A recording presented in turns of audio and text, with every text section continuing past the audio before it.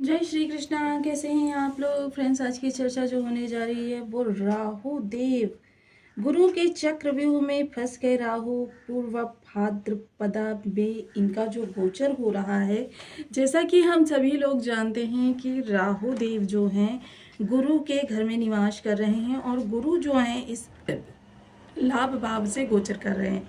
तो राहु की स्थिति, क्योंकि देखिए सही समय पर लिया गया सही निर्णय और उस निर्णय के अनुसार आपके एक्टिविटी यानी कि प्रयास आपके जीवन को एक सही दिशा देते हैं, एक गति देते हैं, जबकि व्यक्ति सामान्य से बहुत ऊपर बहुत कुछ कर सकता है। तो देखिए राहु इस समय पूर्व भाद्रपद के तृतीय चरण में प्रवेश करने जा रहे हैं। राहु के साथ इस समय पर शनिदेव गोचर कर रहे हैं, शुक्रदेव गोचर कर रहे हैं, बुध देव गोचर कर रहे हैं, सूर्य देव गोचर कर रहे हैं। हमारे जीवन में प्रत्येक ग्रह का पूर्ण 9 के 9 ग्रह हमारे जीवन को सुचारू चलाने के लिए आवश्यक है, चाहे कोई भी ग्रह हो। अब इसे अगर हम मानव शरीर के अनुसार जानें तो मानव शरीर के अनुसार अगर सूर्य को देखें तो ये आंखों के कारक होते हैं, आरोग्यता के कारक होते हैं। बुध को देखें तो ये नशों पर अपना अधिकार रखते हैं। शुक्र को देखें तो ये आपके हृदय को प्रभावित करते हैं और आपके शुगर लेवल जैसी चीज़ों को, आपके रक्त कण जो श्वेत कण होते हैं रक्त में जो प्रतिरोधक क्षमता का विकास करते हैं उनको दिखाते हैं। शनि को अगर देखें तो हड्डियों को दिखाते हैं। गुरु को देखें तो आपकी पूरी पाचन प्रणाली को दिखाते हैं। और इसके अलावा अगर राहु को देखें तो ये वायु दिखाते हैं। तो देखिए प्रत्येक ग्रह का हमारे लिए बहुत ही विशेष स्थान होता है, चाहे वो बहुत ही कम समय में गोचर करने वाला चंद्रमा ही क्यों ना हो। अब आप कहेंगे कि चंद्रमा जो कि आपके राशिपति होते हैं, तो यदि आपके लग्न में 4 नंबर बना हुआ है तो ये राशिफल आपके लिए है। यदि कुंडली में कहीं भी चंद्रमा के साथ 4 नंबर बना हुआ है तो ये राशिफल आपके लिए। कुंडली ना होने की स्थिति में आप इसे नाम राशि से भी देख सकते हैं। यदि अभी तक आपने अपने इस चैनल को सब्सक्राइब नहीं किया है तो प्लीज़ सब्सक्राइब कर लीजिए, वीडियो को लाइक कर दीजिए, चैनल को शेयर कर दीजिए। इससे होगा क्या कि हमारे आने वाले हर वीडियो की नोटिफिकेशन मिल सकेगी आपको सबसे पहले। एक प्यारा सा कमेंट करना बिल्कुल ना भूलें। कमेंट से हमें बहुत मोटिवेशन मिलता है, हौसला मिलता है और ये पता चलता है आप और क्या जानना चाहते हैं। तो चंद्रमा देखिए हमारे जीवन को बहुत ज़्यादा प्रभावित करने की क्षमता रखते हैं, क्योंकि चंद्रमा का जो विशेष स्थान होता है हमारे धन की निरंतरता पर होता है, हमारे मन पर होता है। मन के हारे हार है, मन के जीते जीत, ये आपने बहुत बार सुना होगा। अब मन जिन चीज़ों के लिए ठान लेता है कि ये कार्य करने हैं तो फिर व्यक्ति उन कार्यों में बेशक कितनी बार भी असफल क्यों ना हो, लेकिन अंतोगत्वा उसमें जब तक उसे सफलता प्राप्त नहीं होती आप उसमें लगे ही रहते हैं। इसके अतिरिक्त अगर चर्चा करें इस दौरान मन के कारकत्व की, तो चंद्रमा का अधिपत्य आपके मन पर है, आपके जीवन की शांति पर है, आपकी रचनात्मक चीज़ों पर है, आपके विचारों की स्वतंत्रता पर है, आपकी उद्विग्नता पर है, आपकी प्रसन्नता पर है। कभी कभी बैठे बैठे अनायास ही आप उदास हो जाते हैं, गमगीन हो जाते हैं, बेचैन हो जाते हैं, परेशान हो जाते हैं। क्यों? क्योंकि चंद्रमा की गति उस समय पर कुछ विशेष चल रही होती है। कभी कभी बैठे बैठे आपके अंदर ही कुछ ऐसे विशेष यादें हो जाती हैं, या बैठे बैठे आपके अंदर कुछ ऐसी आभास होने लगते हैं कि आपका मन प्रसन्नता से प्रफुल्लित हो जाता है। ये चंद्रमा की ही विशेष गतियों के कारण होता है। चंद्रमा 2.25 दिन में अपना राशि परिवर्तन करते हैं, जिस भाव से भी गुजरते हैं उस भाव को एक्टिव करते हुए चलते हैं और उस दिन उस भाव से संबंधित आपके जीवन में कुछ ना कुछ विशेष घटित होता है। तो ये होते हैं चंद्रमा के प्रभाव। तो इस तरीके से हमने ये जाना कि देखिए प्रत्येक ग्रह का हमारे जीवन को सुचारू चलाने में बहुत बड़ा योगदान होता है। तो प्रत्येक ग्रह हमारे जीवन में बहुत महत्वपूर्ण स्थान रखता है। अब यहाँ हम राहु की चर्चा कर रहे हैं, तो देखिए राहु देव पिछले 13 मार्च को पूर्व भाद्रपद नक्षत्र में गोचर कर गए थे और अब ये 13 अप्रैल को पूर्व भाद्रपद, क्योंकि प्रत्येक ग्रह जब गोचर करता है 4, 5, 6, 7, 8 इस तरीके से गोचर करता है, किंतु राहु की चाल सबसे विपरीत है। ये आउट ऑफ द बॉक्स है, आउट ऑफ द बॉक्स सोचते हैं। तो ये क्या करते हैं, 4 3 2 1 इस तरीके से अपनी चाल को चलते हैं। प्रत्येक ग्रह जो है 0 अंश से किसी भी भाव में गोचर करता है, किंतु राहु जो है वो 30 अंश से किसी भी भाव में गोचर करते हैं। सेम स्थिति जब इन्होंने पूर्व भाद्रपद नक्षत्र में गोचर किया था तो इन्होंने चतुर्थ चरण से प्रवेश किया था। चतुर्थ चरण का भोग ये पूर्णतया कर चुके हैं। अब ये 13 अप्रैल को तृतीय चरण में जाने वाले हैं। तृतीय चरण जो है, तृतीय चरण है जिसके स्वामी स्वयं गुरुदेव हैं। पूर्व भाद्रपद के स्वामी भी गुरुदेव हैं और तृतीय चरण के स्वामी भी गुरुदेव हैं। किसी भी भाव में गुरु राहु अगर गुरु के कारक स्थानों पर हों, अगर गुरु के स्थानों पर हों या गुरु के नक्षत्र में हों या गुरु ही राहु के नक्षत्र में हो, मतलब गुरु के साथ राहु का किसी भी प्रकार से संबंध हो जाना राहु को शुभता प्रदान कर रहा है। तो एक तो देखिए ये गुरु का कारक स्थान है, यहाँ पर ये इनको भाव बल प्राप्त हो गया, 40% शुभता ये हो गई।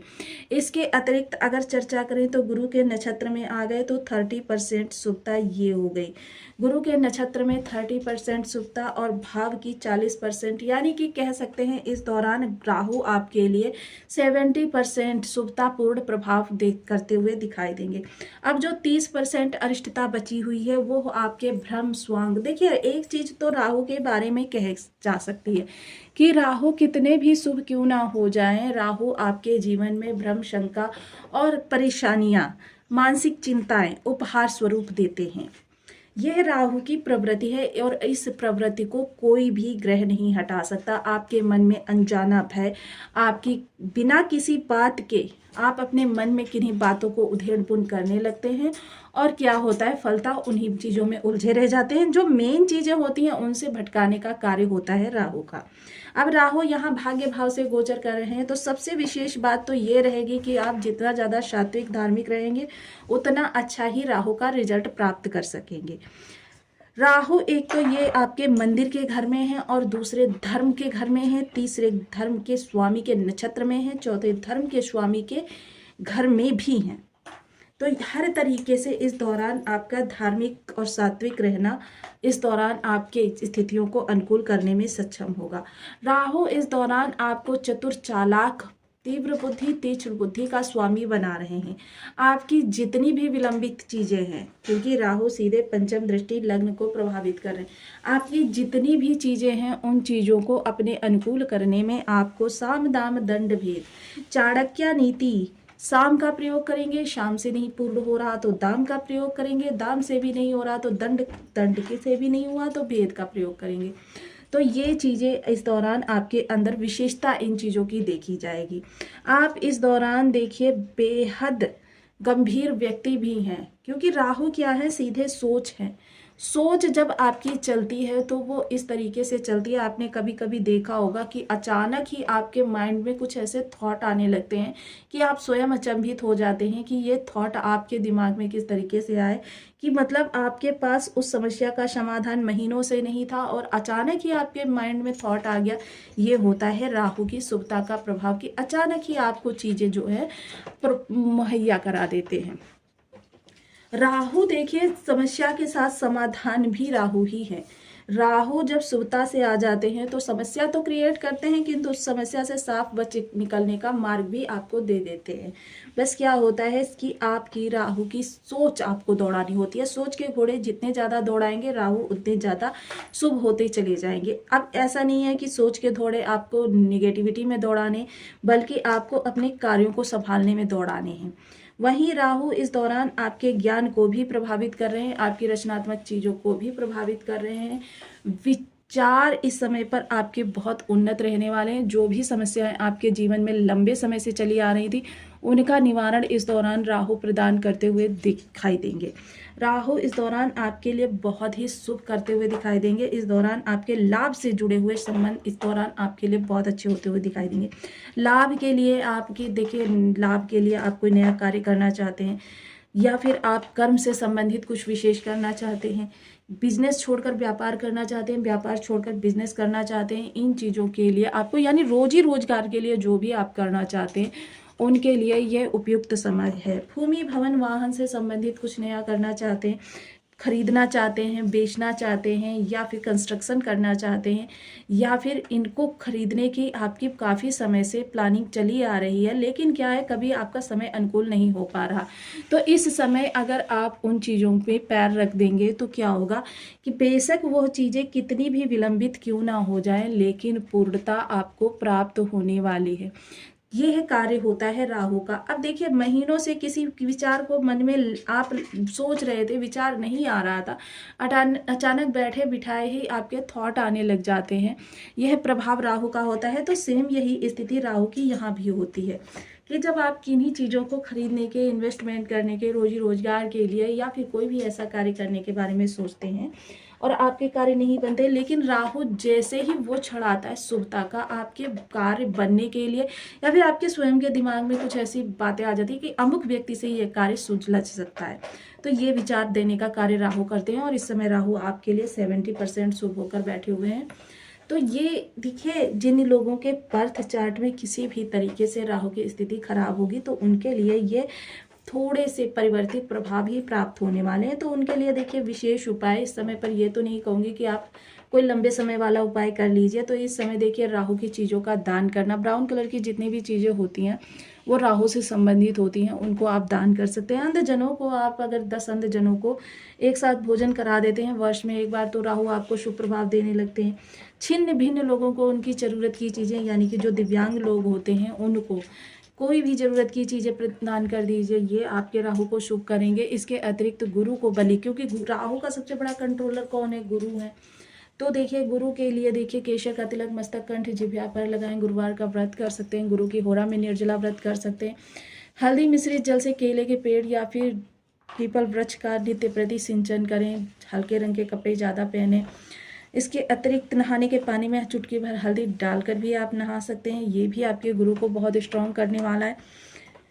धार्मिक पुस्तकों का स्वाध्याय करना, बड़े बुजुर्गों की आज्ञा का पालन करना, उनके सानिध्य में ज़्यादा समय बिताना, साधु संतों की सेवा करना। और सबसे अच्छी बात है, देखिए एक विशेष महा उपाय मैं आपको बताती हूँ कि अपनी इनकम का 1% आप तय कर लीजिए, 5%, 2%, 1%, जो भी आपकी इच्छा हो। उसमें से देखिए आप कुछ ऐसे लोगों को भोजन कराना प्रारंभ करिए